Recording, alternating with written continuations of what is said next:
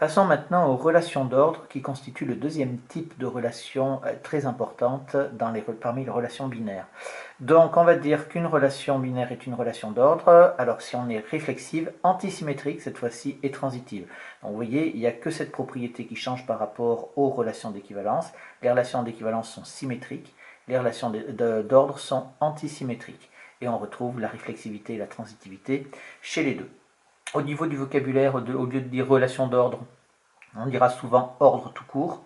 Et on va parler d'un ensemble ordonné. Un ensemble ordonné, on donnera donc, c'est un couple qui est formé de l'ensemble E et de la relation d'ordre qu'on note souvent inférieure ou égale, alors droit ou arrondi, si on ne veut pas confondre avec la relation inférieure ou égale qui est uniquement dans l'ensemble des nombres réels.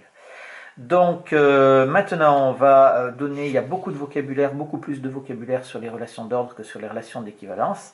Alors on va dire qu'un ensemble ordonné, ici si on prend deux éléments, on va dire que ces éléments sont comparables. Et bien si on peut les comparer justement, c'est-à-dire si on a soit x est inférieur à y, soit y est inférieur ou égal à x. Donc là on dira qu'ils sont donc comparables. Et si on veut ce qu'on appelle un ordre total, il faut que tous les éléments soient comparables 2 à 2. Vous prenez deux éléments quelconques dans l'ensemble E, et s'ils sont toujours comparables, alors l'ordre est total. Alors, quelques exemples de relations d'ordre. Si on prend inférieur ou égal dans R, donc qu'est-ce qu'on va faire? On va prendre ici, quel que soit x appartenant à R, on est bien d'accord que x est inférieur ou égal à x. Donc ça implique donc qu'elle est réflexive. Là, il n'y a pas de souci. Si je prends maintenant quel que soit x et y appartenant à R, et que je prends x est inférieur ou égal à y, et y est inférieur ou égal à x, je dois avoir un et ici, et. On le sait depuis fort longtemps que si on a ça, ça implique donc que x est égal à y. Donc ici, ça veut dire qu'elle est antisymétrique. C'est évident, c'est les relations fondamentales ici que l'on connaît. Et enfin, pour la transitivité, si on prend cette fois-ci trois éléments, quels que soient x, y et z appartenant à R, que j'ai x est inférieur ou égal à y et y est inférieur ou égal à z, ça implique, donc le premier est inférieur au deuxième qui lui-même est inférieur au troisième, ça implique donc que x est inférieure ou égale à z, et donc elle est transitive. Donc on a bien, c'est une relation d'ordre.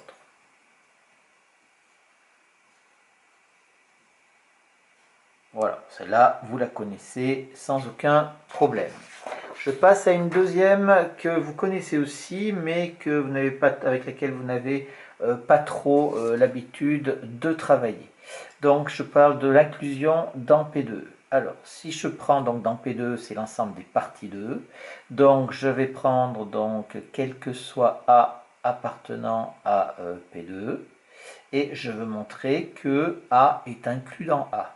Je vais dire donc x appartient à A, ça implique que x appartient à A, on a l'impression de se répéter, et ça c'est équivalent à dire que A est inclus dans A. Je rappelle que l'inclusion, c'est si je prends un élément dans le premier ensemble, alors ça implique qu'il appartient au deuxième ensemble.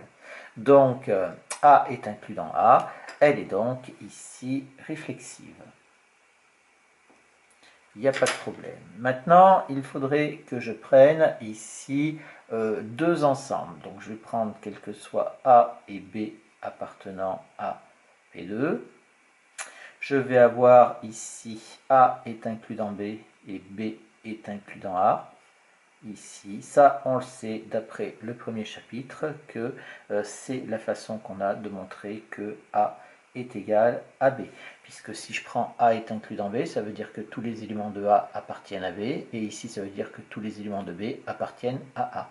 Donc effectivement, les deux ensembles sont égaux, et donc elle est naturellement antisymétrique.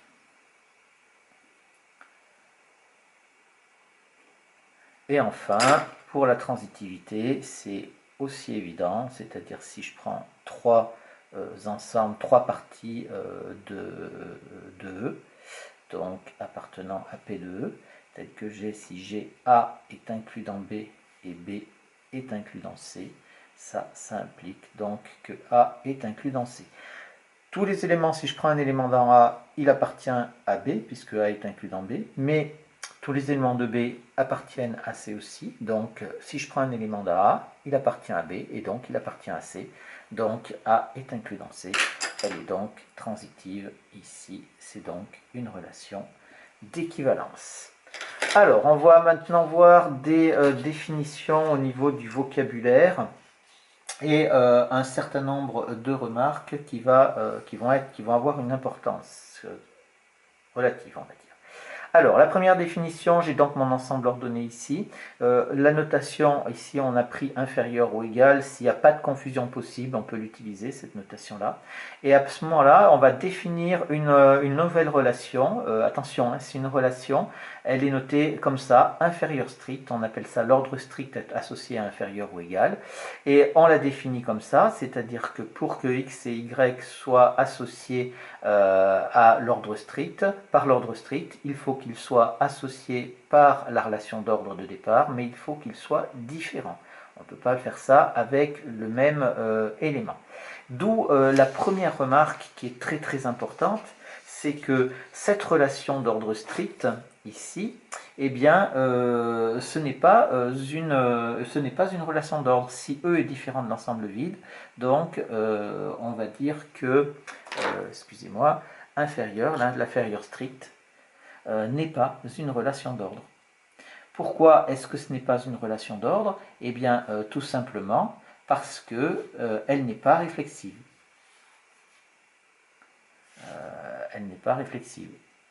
On est bien d'accord que si je voulais dire réflexive, il faudrait que je dise que x est strictement inférieur à x. C'est pas possible, ça ne marche pas. Ça ne marche que si on est dans l'ensemble vide où il n'y a pas d'éléments. À ce moment-là, on dira que pour tout x appartenant à l'ensemble vide, et on sait que quand on commence une phrase comme ça, la phrase est toujours vraie, on peut mettre n'importe quoi derrière. Mais si on n'est pas dans l'ensemble vide, si on a des éléments, alors elle n'est pas réflexive. Donc ce n'est pas une relation d'ordre. Deuxième chose, donc la relation réciproque d'inférieur ou égal, ça vous connaissez, on va le noter supérieur ou égal, c'est défini comme ça, hein. X est supérieur ou égal est équivalent à dire que y est inférieur ou égal à x, il n'y a pas de souci notable là-dessus. Et enfin, si on a un ordre sur un ensemble et qu'on prend A qui est inclus, qui appartient à P2, c'est-à-dire A qui est inclus dans E, alors on va avoir une relation induite. On l'avait vu, la relation induite, de quoi il s'agissait. Et ça sera aussi un ordre, mais cette fois-ci un ordre dans A. Et on appellera ça ordre induit par inférieur ou égal dans A ici. Par exemple, la relation inférieure ou égale dans R, eh bien on retrouve la même relation inférieure ou égale dans l'ensemble des antinaturelles ou dans l'ensemble des antirelatives. Toutes ces relations d'ordre sont induites par la relation d'ordre dans l'ensemble des nombres réels. Un certain nombre de définitions ici que vous allez beaucoup utiliser, surtout dans la compréhension des énoncés. Donc je prends un ensemble ordonné, je prends une partie de E, et ici on va avoir donc ces vocabulaires-là que je vais mentionner parce que vous allez les rencontrer très souvent. Donc ici, un majorant de A dans E. Donc on prend un élément dans E, on va dire que c'est un majorant dans A, si tous les éléments de A lui sont inférieurs ou égaux. Donc ça, voilà, c'est un majorant, ça correspond un petit peu à ce que vous connaissez sur le maximum, le minimum, mais attention, c'est pas tout à fait la même chose, hein. Ici, vous avez A est majoré dans E, donc c'est un petit peu la même façon. Ici, on parle de X, un élément de E qui est un majorant, et on dit que grand A, un ensemble, est majoré dans un autre ensemble grand E, si et seulement si il admet au moins un majorant. Donc ça, c'est du vocabulaire, donc majoré dans E. Et enfin, la dernière chose, c'est la notion de plus grand élément. La notion de plus grand élément, eh bien, on prend donc un élément de E et on va dire que c'est le plus grand élément de A. Ça va vérifier deux conditions. Donc, il faut déjà que alpha, non seulement il appartienne à E, mais aussi qu'il appartienne à A. Et en plus, que alpha soit un majorant de grand A. Donc voilà, il faut que les deux conditions soient remplies. Si on a uniquement si c'est uniquement un majorant, ce n'est pas obligatoirement le plus grand élément. Si je prends par exemple l'intervalle R+, donc 0 plus l'infini, il possède bien un plus petit élément donc qui est 0, mais il ne possède pas de plus grand élément parce qu'il ne possède pas de majorant, il n'est pas majoré non plus, il est minoré, mais il n'est pas majoré.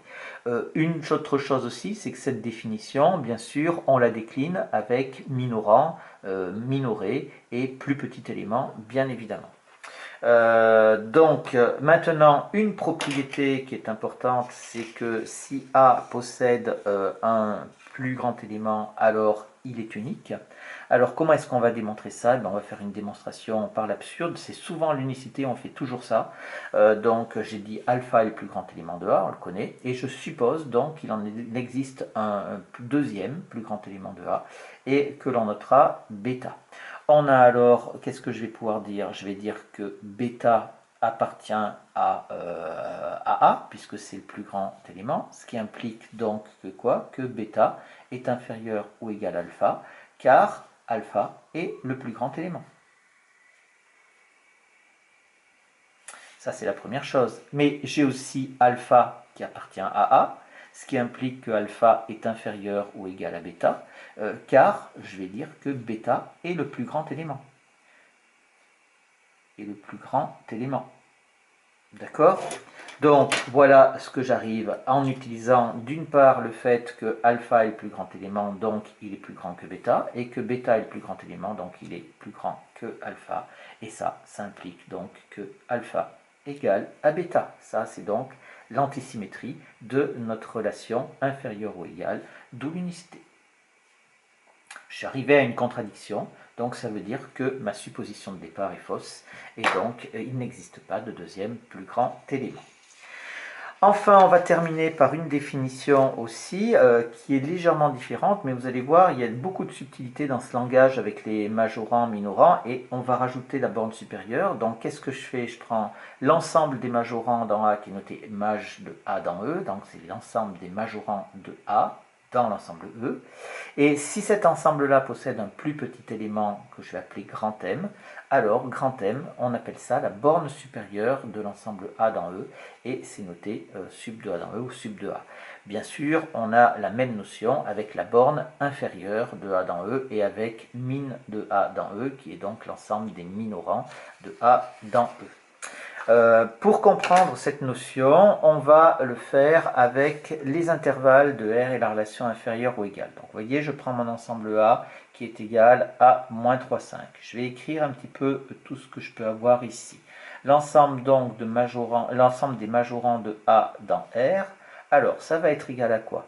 On prend les majorants, on est bien d'accord que tous les nombres qui sont plus grands que 5 sont majorants. Si je prends 5 est un majorant, bien entendu, mais 6 aussi est un majorant, 7, 8, 10, 12, tous les nombres qui sont supérieurs à 5 marcheront. Donc ici, je vais aller donc de 5 jusqu'à plus l'infini. Ça, c'est l'ensemble des majorants. Et attention, 5 est un majorant aussi, donc 5 est inclus ici. Si je prends l'ensemble des minorants de A dans R, l'ensemble des minorants, cette fois-ci, je prends ceux qui sont plus petits, donc j'ai moins 3 qui est un minorant, puisque tous les réels de l'intervalle moins 3, 5 sont plus grands que moins 3, mais j'ai aussi tous ceux qui sont plus petits que moins 3, moins 4, moins 5, etc. Donc ça va de moins l'infini jusqu'à moins 3 compris, bien entendu. Donc ici, je vais avoir donc ma borne sup. Donc ça, si je prends maintenant la borne sup de A dans R, eh bien, qu'est-ce que je vais avoir pour ma borne sup? Eh bien, je vois que je prends mon ensemble des majorants et j'ai mon plus petit élément qui est 5. Donc ici, il n'y a pas de problème. Ça va donc être 5 ici.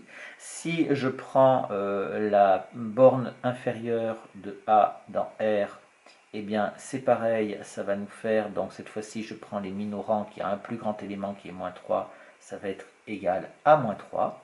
Et maintenant, si je prends un plus petit élément ou un plus grand élément, donc je vais dire donc le plus petit élément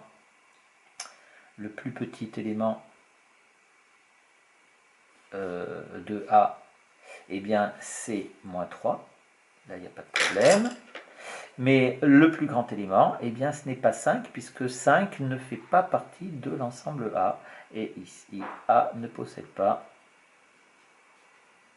de plus grand élément. Donc faites attention, hein, vous voyez, il peut y avoir une borne sup, alors on a une borne inférieure qui est aussi le plus petit élément, et on a une borne sup, mais il n'y a pas de plus grand élément. Donc voilà, c'est vraiment assez subtil. Prenons un autre exemple avec ici l'intervalle A qui est égal à moins 1 plus l'infini. Donc ici, A n'est pas majoré.